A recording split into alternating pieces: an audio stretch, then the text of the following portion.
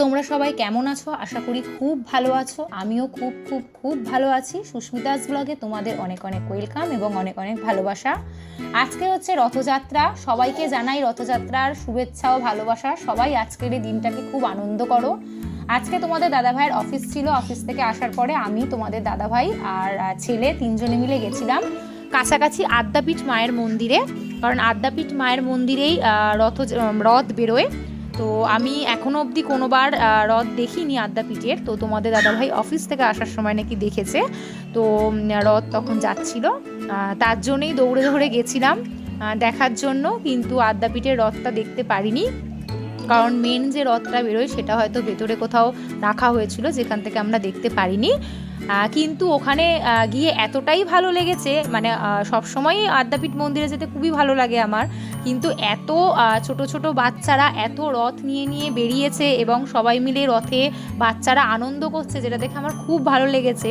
এবং আমিও ভাবছি যে আমার ছেলেটা মানে কবে একটু হাঁটতে শিখবে এবং ওকেও রথটা মানে টানাবো, এই মানে ইচ্ছায় আছি। তো আদ্যাপীঠ মন্দিরে এসে, এই যে আদ্যাপীঠের নাট মন্দির, এই নাট মন্দিরে নাম হচ্ছিল, ঠাকুরের নাম হচ্ছিল, তা আমি ওই ভিড়ে আর নিয়ে যাইনি বাচ্চাটাকে। ওই মন্দির ঘুরছিলাম, তারপর রথ টানছিলাম, রথ দেখছিলাম। বাবার কোলে চড়ে ছেলে তো বেশ খুব আনন্দেই যাচ্ছে। আমি তো মানে দেখে অবাক যে বাবার কোলে চড়ে মানে আমাকে পাত্তাই দিচ্ছে না, এরকম একটা ব্যাপার। অন্য সময় যেখানে মানে মা ছাড়া চলে না, আমার তো ভীষণ মজা হচ্ছিল যে বাবার কোলে চলে ও প্রথম রথযাত্রা দেখছে, এরকম রথ দেখছে, আর কত পুচকে পুচকে ছোট ছেলে মেয়ে রথ টানছে। এত ভালো লাগছে দেখে যে আমাদের ছোটোবেলাকার কথাও মনে পড়ে যাচ্ছে, যে ছোটোবেলায় আমরাও এরকম রথ টানতাম, মারা নিয়ে বেরোতো, সবার মা বাবাই নিয়ে বেরোয়।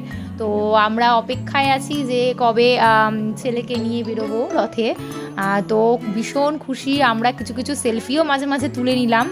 এবার আমরা যাচ্ছিলাম ওই মন্দিরের যে অফিসের দিকটা রয়েছে, এই অফিসের দিকে কিছু কিছু গাছ রয়েছে, এত সুন্দর লাগছে, পুরো সাজানো গোছানো বাগানের মতো গাছ।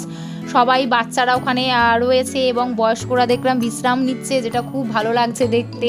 এবং ওই পরিবেশে আমি যতবার গেছি মানে একটু অদ্ভুত লাগে আমার, কিন্তু আজকের যেন রথযাত্রায় মানে পুরো পরিবেশটাই অন্যরকম হয়ে গেছে মন্দিরে। বাচ্চারা সবাই খেলছে, ছোট বাচ্চারা ছুটছে।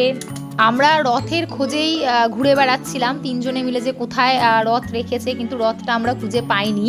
হঠাৎ চোখে পড়লো যে শিব ঠাকুরের এরকম জল মানে পড়ে ওখানে একটা মানে স্ট্যাচু টাইপের করা আছে শিব ঠাকুরের, যেটা চোখে পড়লো। এবং ছেলে তো ওখান থেকে চোখই সরাবে না, এবং আমাদেরও খুব ভালো লাগছিল, তো ওই ভিডিওটাও নিয়েছি, কটা সেলফিও তুলেছি তিনজনে মিলে।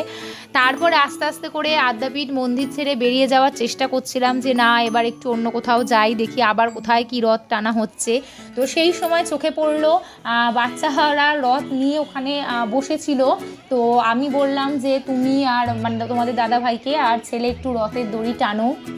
তো ছেলে তো আর রথের দড়ি সেভাবে টানতে পারবে না, তো একটু মানে ঠাকুরের মুখ দর্শন করে ওর বাবাই রথটা টানলো, আর ছেলে জাস্ট রয়েছে ওর বাবার কোলে, ওর বাবাই রথটা টানলো।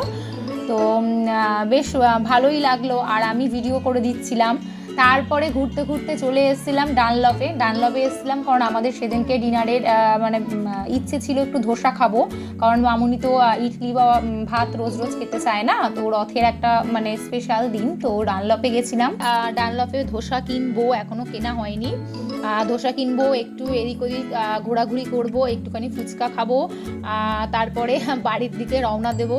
তো আজকের দিন তো বেশ ভালোই কাটলো আমাদের। আবার তোমাদের সবার কেমন কেটেছে অবশ্যই কমেন্ট করে জানিও। চলো আজকের মতো এখানেই টাটা, দেখা হচ্ছে নতুন আর একটা ব্লগে। টাটা।